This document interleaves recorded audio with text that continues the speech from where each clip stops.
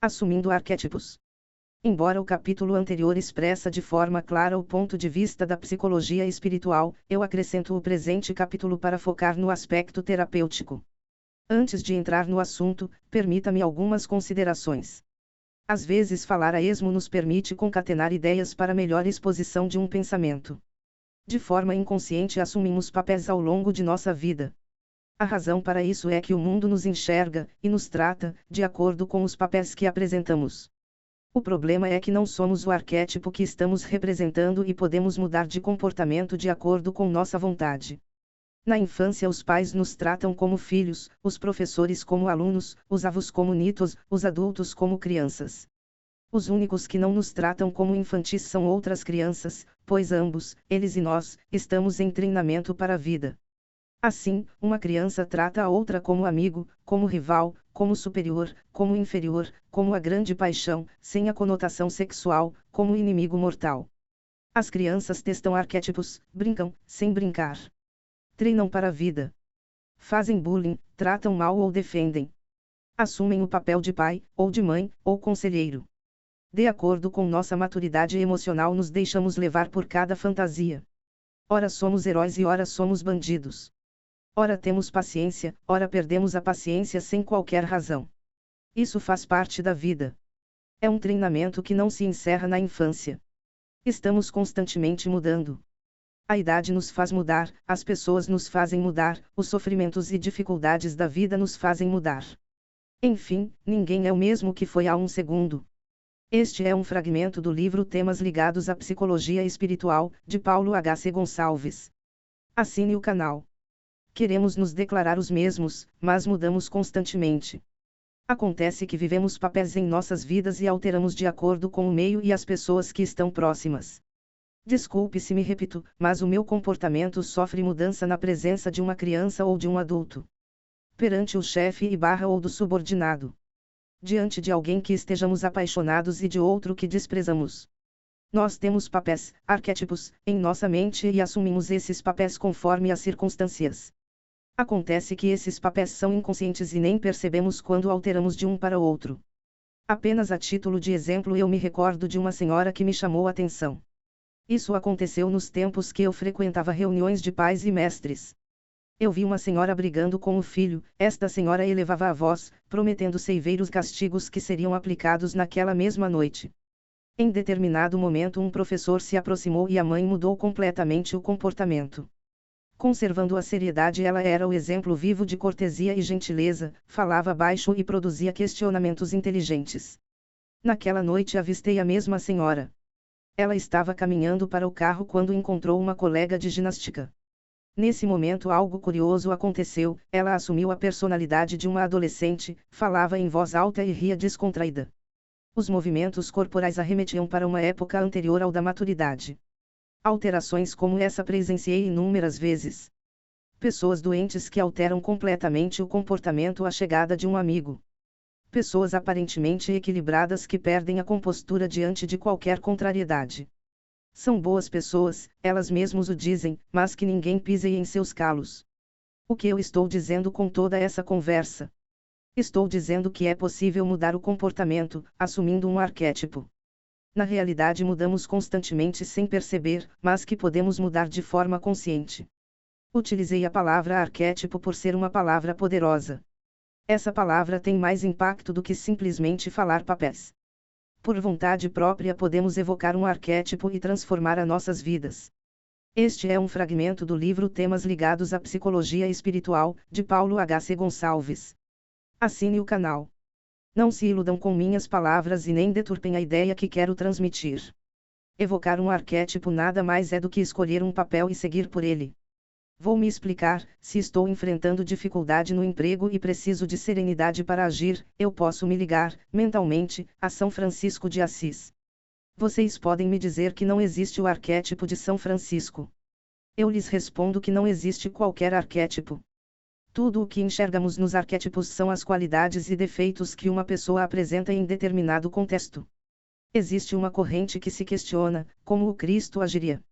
Também não existe o arquétipo do Cristo e nem o vimos pessoalmente para saber como ele agiria, mas temos a certeza de como agiria o Cristo de acordo com a imagem que criamos dele em nossa mente. Assumir um arquétipo é tratamento que podemos utilizar na psicologia espiritual. Evocar, lembrar, ver um animal poderoso, como fazem os xamanistas, pode despertar as qualidades desse animal em nosso comportamento. Assumir o arquétipo do guerreiro nos prepara para a batalha, mesmo que não peguemos em armas.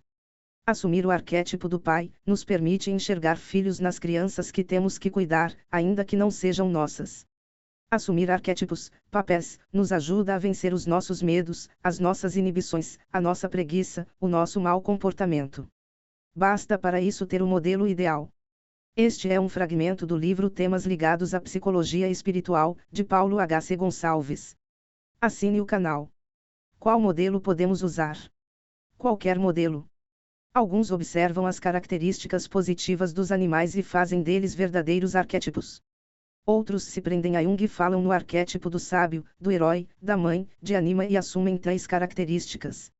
Outros, ainda, evocam as características de uma Madre Teresa de Calcutá, de um Francisco de Assis, de Maria, de Krishna, de Buda, de Jesus e tentam se comportar de acordo com a crença que esposam. Encontramos pessoas que imitam artistas ou personagens de cinema, que não são reais, mas outro tanto arquétipos criados pela imaginação. Não importa. O que deve ser lembrado é que assumimos papéis ao longo de nossa vida. Fazemos isso de forma inconsciente, mas podemos fazer de forma consciente. E essa escolha por determinados papéis afeta a nossa vida, pois afeta o nosso comportamento. Uma pessoa com distúrbio emocional pode controlar o distúrbio simplesmente escolhendo um arquétipo positivo. Reforço a ideia, pois ela é o âmago desse capítulo, podemos escolher, de forma terapêutica, o arquétipo que nós queremos. Basta ter bem clara as qualidades e viver esse papel. Uma pergunta surge: se existe arquétipos positivos, isso significa que existe arquétipos negativos? A resposta é óbvia: sim, existe arquétipos negativos e esses arquétipos nos tornam doentes. Assim, podemos encontrar o arquétipo do suicida, do sedutor, do ladrão, do drogado, do doente, da mulher fragilizada, do incapaz, do subserviente, do depressivo, do antissocial. Existem pessoas que não se identificam com um animal, mas querem ser o próprio animal. Nesse caso temos um transtorno mental de grande gravidade. Uma coisa é copiar as qualidades e evitar os defeitos. Outra coisa é se acreditar no próprio personagem que nos serve como modelo. São papéis que desequilibram a pessoa e que devem ser alterados para o bem do indivíduo e equilíbrio da sociedade. Este é um fragmento do livro Temas Ligados à Psicologia Espiritual, de Paulo H.C. Gonçalves. Assine o canal. Se em uma sociedade predominar arquétipos desequilibrados, essa sociedade será desequilibrada. Se predominar arquétipos de pessoas prestativas, essa sociedade tem a tendência a prosperar, pois a maioria dos seus membros auxiliarão os desequilibrados a se harmonizar. É triste quando toda uma comunidade faz apologia à arma, ao preconceito, que culpa os imigrantes pelos desequilíbrios sociais, que usa e aceita o palavrão como expressão normal de comunicação. Assim como assumimos arquétipos, o nosso preconceito enxerga arquétipos que não existem. Rotular uma pessoa como perigosa, ou inferior, é não reconhecer no outro um ser humano, com direitos e deveres iguais aos nossos. Como já sabemos, a psicologia espiritual tem por base a imortalidade da alma, isso significa que nós espíritos somos eternos e trazemos do passado, de forma latente, todas as experiências. Somos espíritos em evolução e por isso alteramos o nosso comportamento de acordo com o domínio que conquistamos. Saber agir de acordo com as circunstâncias é sinal de evolução. Ser vítima das próprias reações é sinal de imaturidade. Agir é um ato consciente. Reagir é reflexo descontrolado. Agir é ato racional. Reagir é ato irracional. A psicologia espiritual acredita na reencarnação. Isto é, no renascimento em novo corpo. No abandono da antiga forma de comportamento para um comportamento novo, moldado com a soma das experiências do passado com os estímulos presentes. A psicologia espiritual acredita na influência dos espíritos. Quando assumimos um arquétipo, atraímos para perto de nós espíritos que tenham ligação com esse arquétipo. Assim, professores são acompanhados, espiritualmente, por outros professores. Médicos são cercados de pacientes, enfermeiros e outros médicos. Fofoqueiros, por pessoas que gostam de fofoca. sejam essas pessoas entre os encarnados ou entre os desencarnados. Destaque especial fazemos para os portadores de transtornos mentais. Logicamente, eles são acompanhados por outros espíritos que possuem desequilíbrio neste campo e também por espíritos vingadores que querem o desequilíbrio da pessoa e se transformam em verdadeiros obsessores. Tratando um, tratamos todos. A mudança de postura mental do paciente, assumindo outro arquétipo, faz com que espíritos doentes alcancem o equilíbrio. A mudança interrompe o acesso dos espíritos obsessores. Não aprofundarei no assunto, pois creio que a ideia principal foi alcançada. Só para concluir, eu diria que a evolução espiritual tem ligação direta com o domínio de si mesmo. Quanto mais dominamos as nossas ações, mais evoluídos somos. Quanto mais definimos papéis saudáveis em nossa vida, mais estamos no controle de nós mesmos. Ser vítima é deixar-se levar pelas circunstâncias.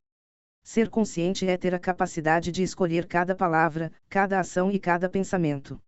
Isso é conquista de espírito em franco processo de amadurecimento. Arquétipos e papéis são a mesma coisa. Escolhamos palavras que têm maior poder em nossa mente para colher o melhor fruto de nossa capacidade.